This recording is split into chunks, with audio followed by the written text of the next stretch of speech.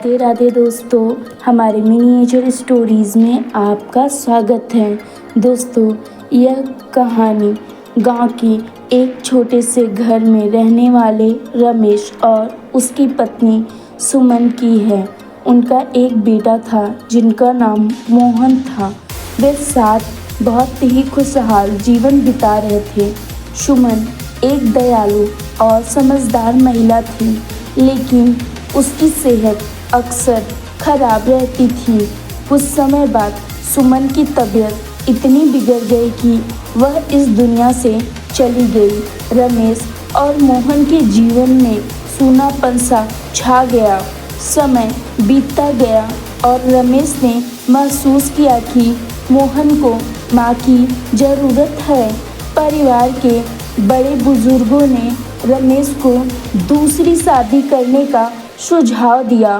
कई बार सोच विचार के बाद रमेश ने लोगों के इस प्रस्ताव को स्वीकार किया और गांव में ही रहने वाली एक विधवा महिला जिसका नाम सरिता था, उनसे शादी कर ली। सरिता एक छोटे बच्चे की माँ भी थी, जिसे वह शादी के बाद अपने साथ अपने ससुराल ले आई थी।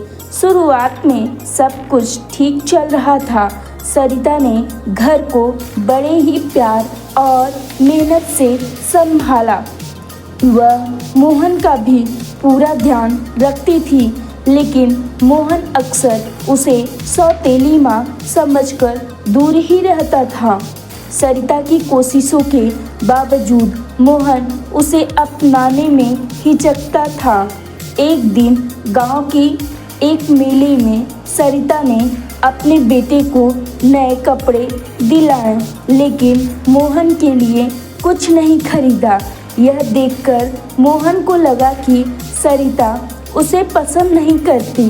धीरे धीरे मोहन के मन में नफरत पलने लगी।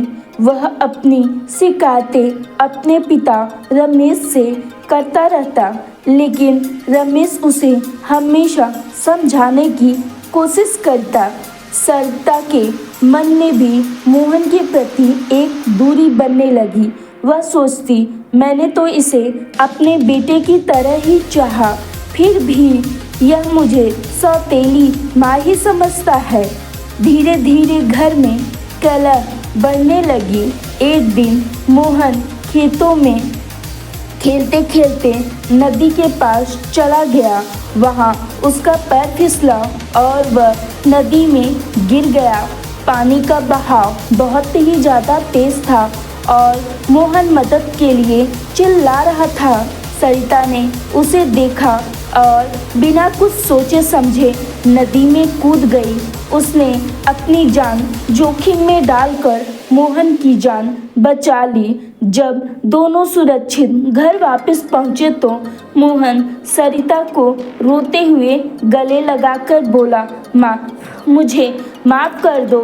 मैंने आपको कभी माँ नहीं समझा, लेकिन आपने मुझे अपनी जान पर खेलकर बचाया है। सरिता के आंखों में भी आंसू आने लगे। उसने मोहन को प्यार से गले लगाते हुए कहा, तुम्हें मेरी ज़रूरत थी और मुझे तुम्हारी। हम दोनों एक दूसरे को पूरा करते हैं। यह बात सुन मोहन बहुत ही खुश हुआ। उस दिन के बाद से मोहन और सरिता के बीच का सारा मनमुटाव खत्म हो गया। सरिता ने मोहन को अपने बेटे को एक समान प्यार दिया।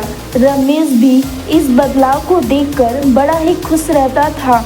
अब उस घर में सौतेली माँ और बेटे का रिश्ता नहीं, बल्कि एक सच्चे माँ बेटे का प्यार पल रहा था। हमारी कहानी सुनने के लिए धन्यवाद दोस्तों।